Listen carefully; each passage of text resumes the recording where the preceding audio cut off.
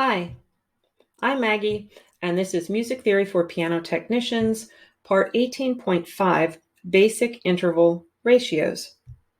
You might have heard people talk about interval ratios before and say things like, well, an octave is 2 to 1, a fifth is 3 to 2. This is what I'm going to basically explain today. As I've mentioned before, if we have a string and we pluck it, in theory, the fundamental pitch makes this great arch over the string, and it goes back and forth. That's our fundamental pitch. If I were to tune two strings at the same pitch, their ratio would be 1 to 1. They would be basically the same. But what if I touched the string right in the middle, like I did with my string bass? Do you remember what happened? You heard an octave above the fundamental. That's because touching the string here kind of muted it. It inhibited the vibration of the fundamental. It wouldn't let it move freely. And every harmonic that passes through that point that I silenced, where it doesn't have to move, every partial that passes through here is going to sound. Since the second partial is the loudest of those, that's the one we hear.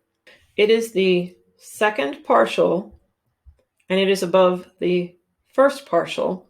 So we say it has a ratio of 2 to 1, which is also related to how we divide the string. What if I divide the string into thirds? Do you remember when I did that on my bass? I'm inhibiting all the partials that move in one of those two spots. It doesn't matter which one I touch. Any partial that passes through there without motion, this is theoretical, will sound. The loudest of all these partials happens to be the fifth. So when I divide the string into three parts and pull out a harmonic, I get a fifth above the last partial. That is the third partial, and it is above the second partial, and that interval between them is a fifth. So we say a fifth has a ratio of 3 to 2. What if we divide the string into fourths? If we divide it into fourths, we're still going to hear that second partial, but not as much because we've stopped that motion here and here. So if we divide it into fourths, we get this kind of a wave. At least that's the loudest one. There will be others in there, like an octave above it, that will be crossing and not have to move in those mid spots. And that will sound also. But this one will be the loudest. And once again, it doesn't matter which of these two spots I touch, it will sound. Now, if I do this one and only stop the center of the string, I'm only going to hear that second partial because it will allow these to move that way. So the fourth partial is above the third partial, and the difference between them is a fourth. So we say a fourth has a ratio of 4 to 3. What if I divide the string into 5? That means I'm stopping all the larger movements of the string past these points. Or I should say inhibiting, not stopping. That is the fifth partial. And if we compare it to the fourth partial, we have a ratio of 5 to 4, and that interval is a major third. So the ratio of a major third is 5 to 4. Let's do one more. Let me see if I can draw a division of this string into 6 parts. Could be worse. That means I'm inhibiting the motion of the string in these spots. So what I'm hearing, just like with the others, is the pitch that just takes up this much amount of string. Remember, with all of these, the higher the frequency, the shorter the string length, or the section of string that we are isolating out. The sixth partial compared to the fifth partial gives us a minor third. So the ratio of a minor third, we say, is 6 to 5. This continues on and doesn't really end, although we can't hear them after a certain point.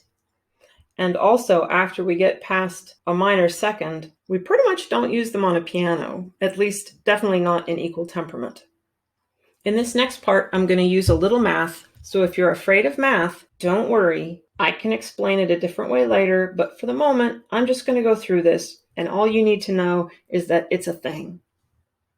If I have a string and tune it, say, to A3, with the frequency of A3 being 220 cycles per second.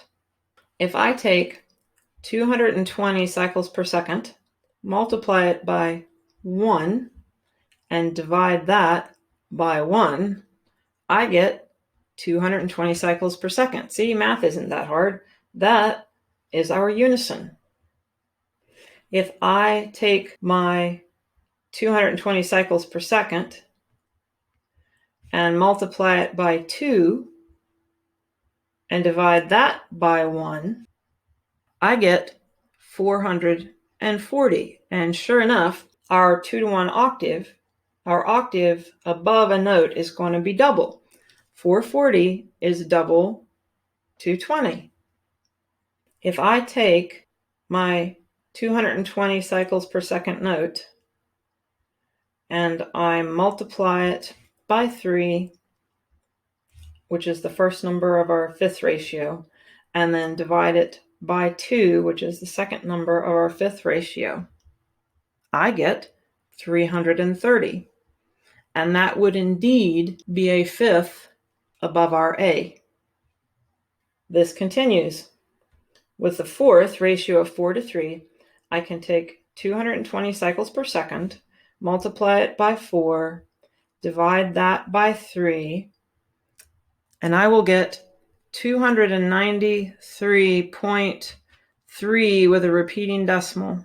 I'll talk more about that in another video too. But that's going to be a fourth, the frequency, the cycles per second, above our fundamental A. One more, but basically this is the same thing with each interval. If I take 220, multiply it by 5, and divide that by 4, I get 275 cycles per second, and that's a major third above our 220. One last thing, if you ever hear someone talk about this and they flip these numbers around, if they say a fifth is 2 to 3, if they flip any of these numbers around, don't assume they're wrong. There are different ways to look at this, and if they're talking about wavelength or other aspects of our sounds and our strings as opposed to just frequency and just overtone ratios, this 2 to 3 could be correct depending on what they're talking about. And that will be in another future video, but not for a long time. If you have any questions, give me an email, maggie@thebutlerschool.org, or just type in the comments below. Thanks. Bye-bye.